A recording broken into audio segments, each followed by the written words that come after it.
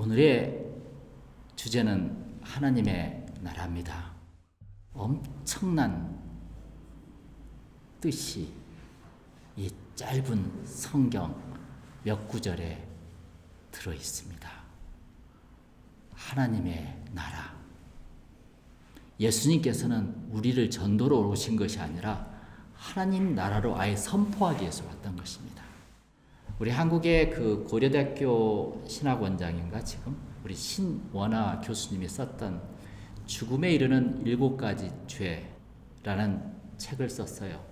그 책을 지난주에 읽어보니까 4세기의 사막 수도사가 어떤 죄가 가장 큰 죄일까 연구하다가 7가지 죽음에 이르는 죄를 발견했답니다.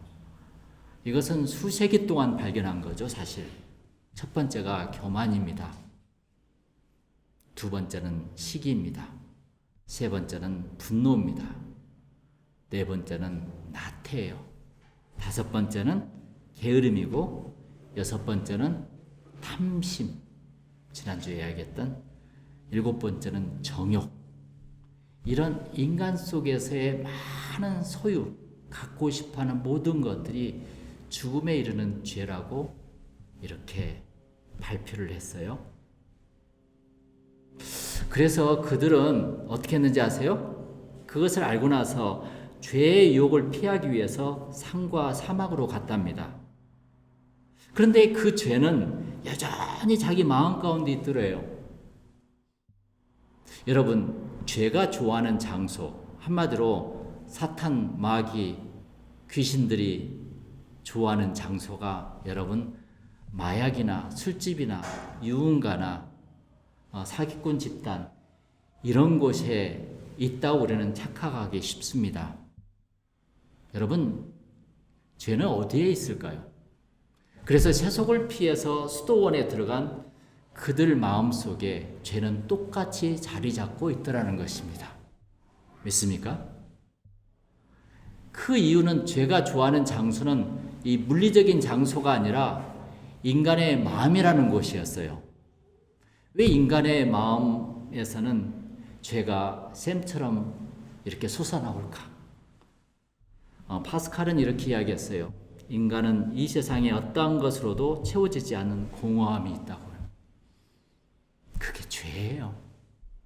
이 공허함을 다른 것으로 채우려는 욕구가 바로 지난 주일날 말씀했던 우상 숭배입니다.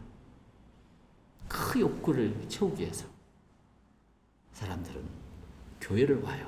예수를 믿기 위해서 교회로 온 것이 아니라 자기 욕구를 채우기 위해서 사람들은 성경을 읽어요. 하나님이 늘 주인 삼아서 내가 하루 종일 그렇게 사는 것이 아니라 자기 욕구를 채우기 위해서. 그러니까 십자가가 우상이 되고 성경이 우상이 되는 거 아니겠습니까? 여러분, 제 말이 틀립니까? 나에게 찬양과 예배를 드려도 나의 공허함은 채워지지 않는다는 것입니다. 그것은 자신의 공허한 욕구를 채우기 위해서 예수를 잠시 빌렸기 때문이죠. 예수를 믿고 하나님을 주인으로 삼지 않기에 예배가 공허하다는 것이죠. 그 공허함을 채울 수 있는 것은 뭐예요? 여러분 한번 맞춰보세요. 그 공허함을 채울 수 있는 것은 뭐일까? 사랑하는 것뿐이 없어요. 예수 사랑. 그래서 우리 교회가 예수 사랑 교회예요. 여러분 사랑해 보셨나요?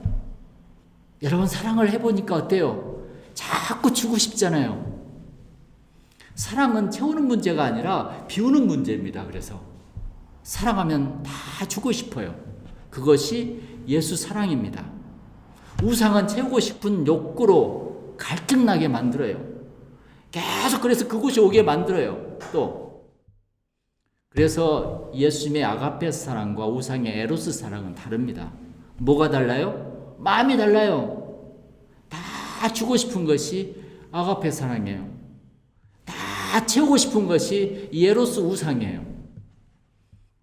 오늘 말씀에 20절에 바리새인들이 물어봐요. 예수님께. 하나님의 나라가 어느 때 임하나이까? 그거예요. 오늘이 미국 독립기념일이죠. 그렇죠? 그러니까 한마디로 이스라엘은 언제 독립합니까? 이거예요. 언제 회복됩니까? 그들은 이것을 하나님 나라가 어느 때 임하나이까 이렇게 물어본 겁니다. 바리새인들은. 그리고 예수님께서 뭐라고 이야기해요? 21절에 하나님의 나라는 너희 안에 있어.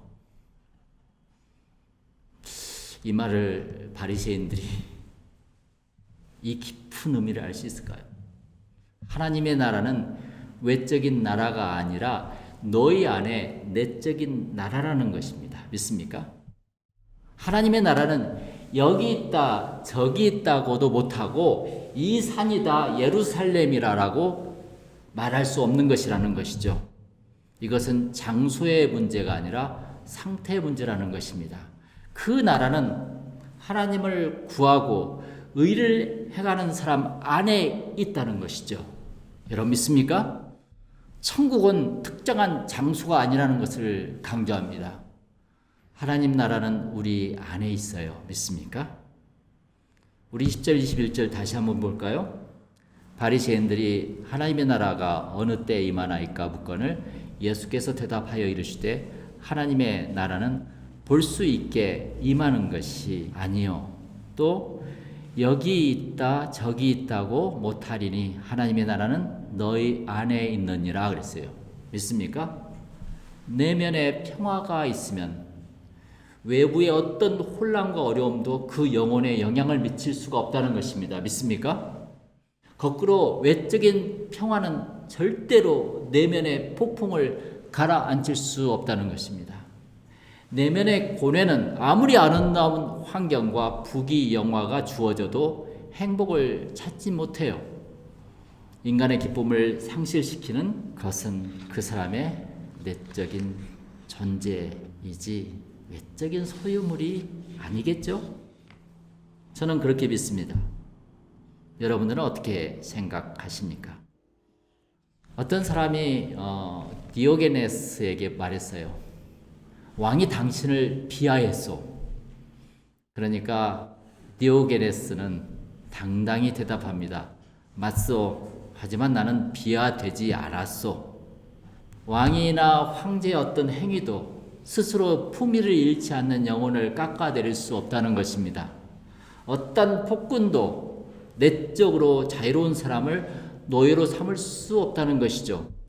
하나님 나라는 우리 안에 있기 때문에 믿습니까? 그러므로 내면의 성령으로 신령한 나라를 세운 사람을 어떤 죄나 유혹도 절대 이길 수가 없어요. 어떤 슬픔도 그를 짓누를 수가 없어요. 어떤 낙심도 그를 방해할 수가 없지요.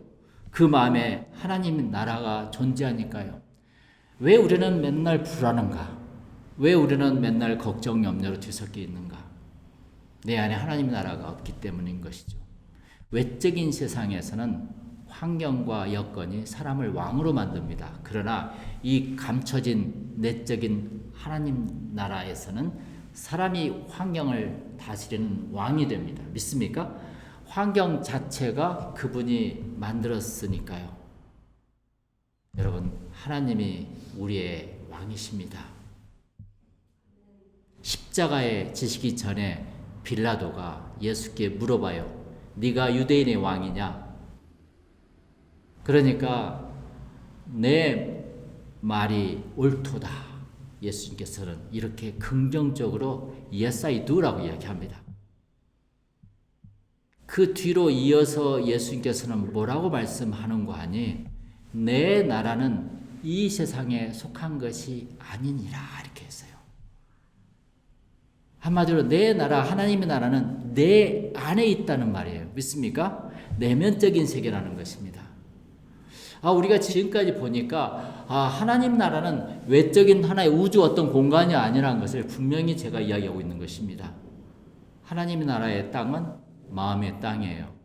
사도 바울은 로마서 14장 17절에 이렇게 말씀합니다. 하나님의 나라는 먹는 것과 마시는 것이 아니요 오직 성령 안에 있는 의와 평강과 희락이라 이렇게 말씀하시고 고린도전서 4장 20절 하나님의 나라는 말에 있지 아니하고 오직 능력에 있음이라 이렇게 두 가지를 이야기합니다. 하나님의 나라에 대해서 그러니까 하나님의 나라는 외적인 것이 아니라 내면 마음의 땅을 말하고 있는 것이죠. 사람이란 먹고 마시는 것도 아니라 이거예요. 사는 곳도 아니다. 국적도 아니고 민족의 풍습도 아니고 심지어 생각하는 것이나 말하는 것도 아니라는 것이에요.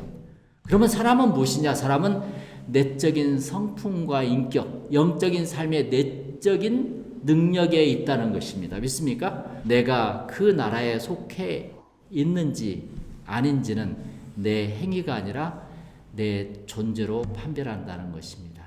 믿습니까? 우리는 죄를 지어서 죄인이 아닙니다. 죄인이어서 죄를 짓습니다. 우리는 의로워서 의인이 아니라 하나님의 은혜로 의인입니다. 하나님 나라는 누가 들어간 것일까?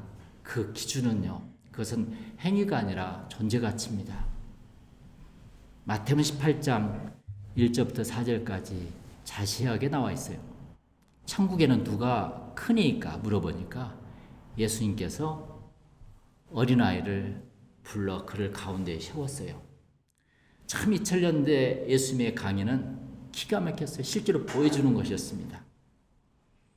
진실로 진실로 너에게 이르노니 너희가 돌이켜 어린 아이들과 같이 되지 아니하면 결단코 천국에 들어가지 못하리라 이랬어요. 어린 아이와 같이 돼야 천국에 들어갈 수가 있어. 그리고 자기를 낮추는 사람이 천국에서 큰 자야. 어린 아이와 같이. 믿습니까? 이렇게 이야기합니다. 여러분, 어린아이를 참 무시 많이 하죠. 그리고 말 안 듣는다고 얼마나 많이 구박하기도 합니까? 그런데 예수님께서는 너는 천국 못 가. 어린아이 같이 돼야만이 천국에 갈 수 있어. 이 말과 같은 것이에요. 그 나라는 어린아이 같은 마음들의 나라라는 것입니다. 아이들은 순수하고 잘 믿어요. 솔직히. 쾌활해요.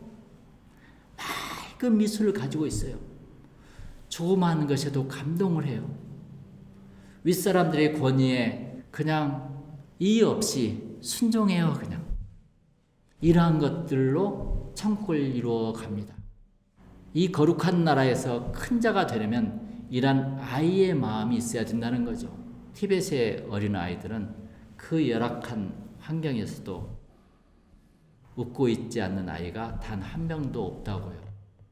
그들이 천국인 것입니다. 우리는 있잖아요. 주여 주여 하지만 하나님 뜻대로 하지 않잖아요. 마태복음 7장 21절부터 자기 뜻대로 살고 있잖아요. 솔직히 이것이 어른들이죠. 항상 높아지려는 마음, 자기 주장발로 억지로라도 이기고 싶은 충동, 이것이 나고 이것이 세속적인 인간 세상이라는 것입니다. 계시록 5장 12절에 참 중요한 말씀이 하나 나옵니다. 죽임을 당하신 어린 양은 합당하도다 그래요. 거기에 예수님을 어린 양으로 비유했어요. 죽임을 당하신 어린 양은 합당하도다. 죽임을 당하신 어린 양이 지금까지 세상 역사상 가장 능력 있는 왕이셨어요. 믿습니까? 그런데 그 어린 양은 구박받고 천대받고 몰매를 맞아가면서 십자가에 피를 흘리고 죽으셨다는 것입니다. 그게 바로 죽임을 당하신 어린 양이에요. 거기에 어린 양이 붙어요. 어린. 이게 바로 순결하고 순수한 사랑을 가진 어린 아이 같은 사람을 말하지 않겠습니까? 그러나 죽임을 당하신 어린 양, 그분은 자기 중심이 아니라 오로지 하나님께 순종하고 그렇게 제물이 되어서 이 세상의 모든 죄를 다 안고 떠났다는 것입니다. 제가 오늘 말하고 싶은 것은 하나님 나라는 장소가 아니라는 거예요. 성품이에요, 성품. 성품이 없는 사람들은 절대로 그 안에 들어갈 수가 없어요. 사람은 좋은 성품을 가지고 있다, 참 착하다, 이런 사람이 돈이 없고 돈이 많고 권력 있고 권력이 없고 좋은데 취업을 했고 나쁜데 취업을 했고 그것이 중요한 것이 아니라 그 성품이 하나님 나라를 갖게 만든다는 것이죠. 그게 바로 하나님 나라의 땅이에요. 믿습니까? 놀라운 거죠. 하나님의 나라는 시간도 없고 공간도 없다는 거예요. 여러분 마음이 늙습니까? 인간의 몸이 늙을 뿐이지 그 마음은 늙지가 않아요. 절대. 그게 하나님 나라의 특성 중에 하나예요. 그 속에 영혼이 있다는 거죠. 여러분 교만, 시기, 분노, 나태, 게으름, 탐심, 정욕이 없는 온유한 마음으로 천국을 이루시기를 기도드립니다. 다 같이 기도하겠습니다.